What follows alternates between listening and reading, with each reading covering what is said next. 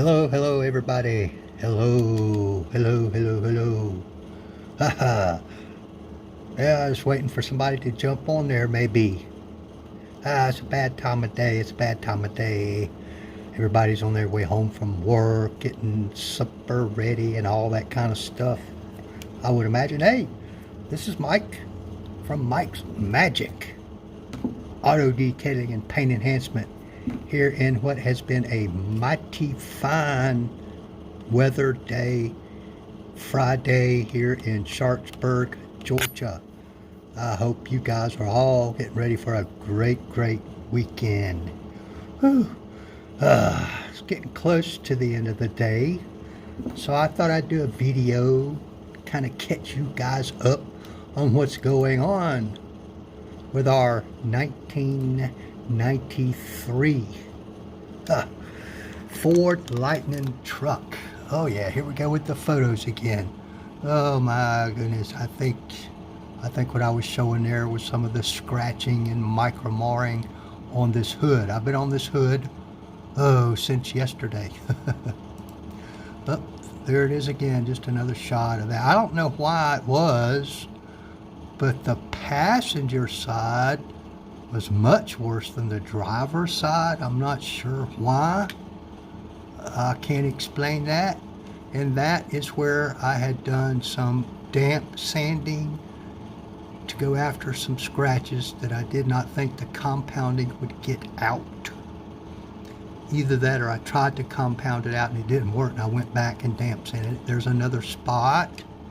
Oh boy, that's what you want it to look like. You want that scratch to disappear, and you want that uniform hazy spot. Oh boy, oh, there's a big one there. There was a bunch of scratches right there, folks. Oh my goodness. Well, that's not as big as it looks because that's the vent cowl, but there was, for some reason, as I said, there was some really deep scratching on that thing. Oh boy, which meant that I had to get my little 1-inch buffer out to get all that out. Oh boy, which took some time because it doesn't have the horsepower of the big buffer. Oh, there's a spot that I wet sanded over there. There's a hazy spot. You can see it in the light there. That's on the other side of the hood where I had damp sanded a spot. Right up in here, you can see some of the sanding right there. Oh, there's a bunch of it right there. Oh, I think that was back on the hood. I mean the roof. I don't know how that one snuck in here, but it's all gone too. That's what I was using, folks. 3000 Trizact damp sanding disc. And I put it on this little hand thingy here. I haven't done any machine sanding on this vehicle. All right. Enough of that. Let's go out here and see what it looks like in reality now, shall we? You betcha. I'll grab me some coffee and we'll go for a walk. Walk and talk. Alrighty then. Man, it's been a nice day. Beautiful, gorgeous. Good day to be alive. Good day to be alive, folks. Especially here in Sharpsburg, Georgia. Yeah, you can see Sally sitting out there. She's getting really nasty. Here's some of the aftermath of some of my stuff. Oh boy. My wipe off towel for when I was wet sanding, showed that to you. That's my little buffer that I was using for those little spaces. The big 15 millimeter throw. All my pads are back there. I just cleaned them. Oh my goodness. And here we go, folks. The hood is looking really good, I think. Woo-wee. Took off most of my tape. I haven't taken the tape off of this yet. You can see I got my windshield wipers covered up with my normal tinfoil. But folks, I'm telling you, 99% of the scratches that were in this hood, remember all those scratches and hazy marks from the sanding? Man, this is good right here. It was basically an all-day thing. Sometimes what I'd have to do, or what I would do, I would compound it with a wool pad and my dual action and see if that would remove it. If it didn't, then I would clean that and examine the scratch closely and determine if wet sanding or damp sanding in this case would remove it. Most of them it did. It just takes time. It takes time. But I mean, there's a scratch right there. I don't know if you guys can pick that up or not. It's right there, very small one. There's a couple scratches that could not be removed without endangering this clear coat. Oh my goodness. Most of you are thinking, oh, okay, that looks great, Mike, you're done with the hood. Well, no, I still got a little cleanup to do. This is some residue. Oh man. And I had to, these little window trim pieces are the dreaded black piano paint. I don't know why they use that stuff. Yes, I do, because it's cheap. And it looks really good for a while. But I had to go back and polish all that. It had all kind of contaminants on it with that little bitty polisher. Oh man, all the way up there. I went ahead and got this pillar post while I was at it with that little polisher I showed you guys a while ago. But you'd say, all right, looks good. Now the hood's done. Well, not quite. Not quite. I still have one additional step that I may wait till tomorrow to do. I don't know. I may just throw it on there here in a minute. You never know. And that's the final polish, in which I will again use that long throw 15 millimeter.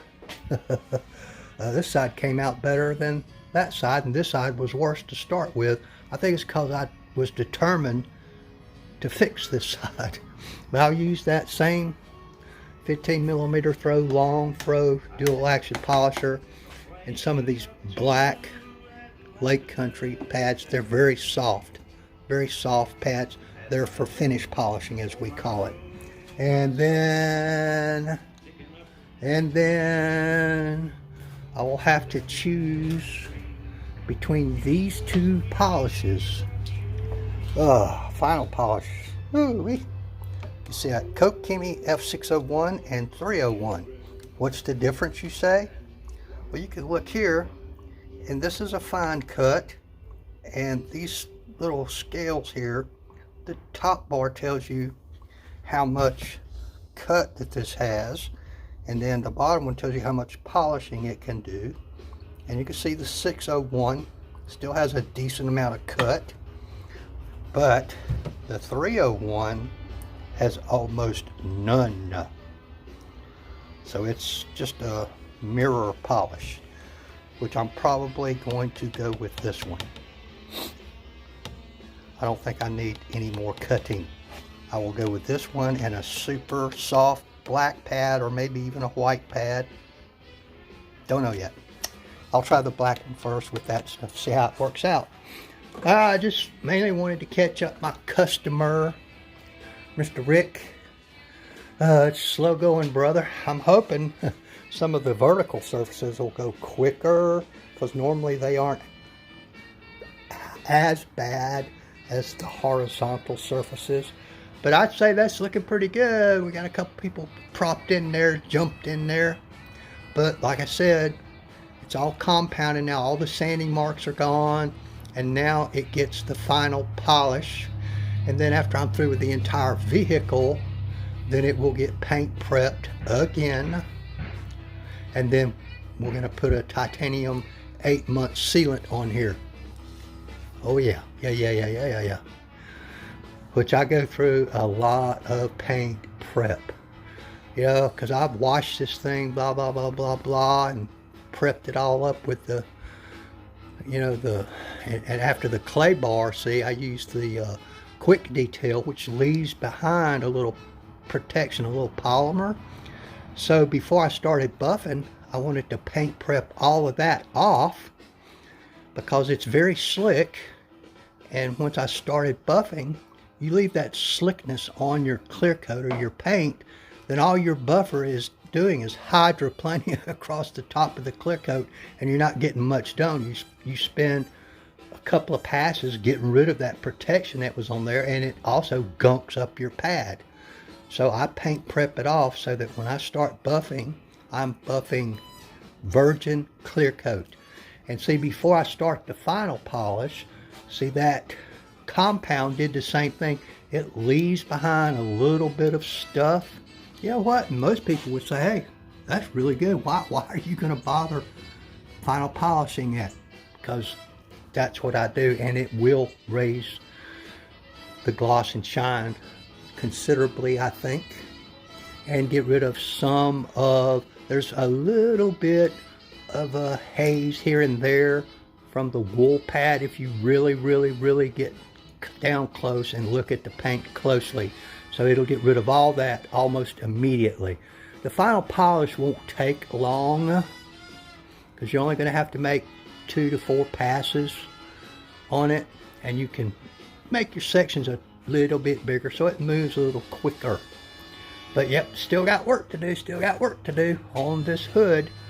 And then I will move on, most likely down to the passenger, or not the passenger, the driver's side. Start working my way down through there and see what we got to deal with. I already remember there's a couple long scratches on this side that I'm probably going to have to damp sand and get rid of. That's okay, that's okay. Oh boy, so we still got a lot of work to do to this vehicle, folks. But it's coming along, it's coming along. You know, whoever painted it, I figured they probably buffed it with a wool pad or something and just left it. I don't know. And maybe put some retail level wax on it that was full of fillers. Because a lot of this stuff didn't even show up until after I got the car strip washed and absolutely clean, because retail wax, it'll fill the scratches temporarily until you get it clean, and then they come back. And dirt and dust and grime, road grime, all that kind of stuff will also fill the scratches and make them difficult to see, if you can see them at all. So sometimes you just don't know really what you have until you get the vehicle absolutely clean and clay barred. All right, that's enough. I hope y'all have a great weekend. There's some of my pads back there I've been cleaning on the fly, as they say. Oh man, oh man, oh man. But I'm not sure how late I'm going to work this evening. I always say I'm going to work late. Sometimes it happens, but most of the time it doesn't. Especially if I go and eat. Once I eat, I'm pretty much done. I appreciate everybody. You know what they say? Like, tag, share, follow, subscribe. Give me a thumbs up, a thumbs down. All that stuff. Make comments. Ask questions if you think you need to. If you want to ask a question about what I'm doing, why I'm doing it, what I'm using it, where to get it, that sort of thing. Can you get there using retail level products? The answer is sometimes, a lot of times, but it's going to take you much longer to get this level with retail products. The stuff you buy at O'Reilly's and AutoZone, Walmart, and all them places, and them retail level buffers. Oh man, they just don't have enough power, and they don't hold up to this kind of use. Anyway, folks, I appreciate you. Y'all have a great weekend. Goodbye now.